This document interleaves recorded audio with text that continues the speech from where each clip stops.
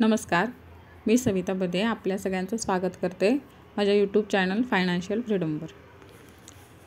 आज सगळ्यात अगोदर आपण जे पण काही आम्ही ट्रेड्स घेतले होते ते ट्रेड्स कोणते होते आणि त्याच्यामध्ये आमचं जे पण काही प्रॉफिट लॉस आहे काय आहे ते सगळ्यात अगोदर मी शेअर करणार आहे।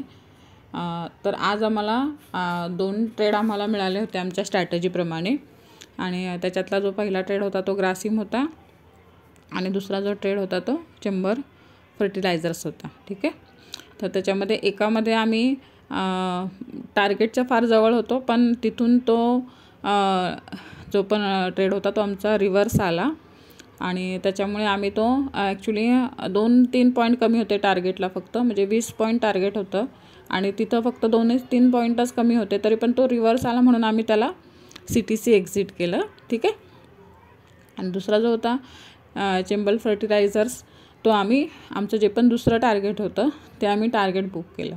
तर ओव्हरऑल जे पण आहे आज आमचं ते आज आम्ही 1538 रुपये इतकं प्रॉफिट बुक केलं आहे आणि याच्यामध्ये जसं एका ट्रेडसाठी मी फक्त 20,000 रुपये कॅपिटल यूज करते, त्याप्रमाणे 2 ट्रेडसाठी 40,000 कॅपिटल इथे यूज झालेलं आहे। ठीक आहे, आणि जर आपण कॅल्क्युलेशन केलं तर इथे मी जवळजवळ 3% पेक्षाही जास्त प्रॉफिट बुक केलं आहे। ठीक आहे,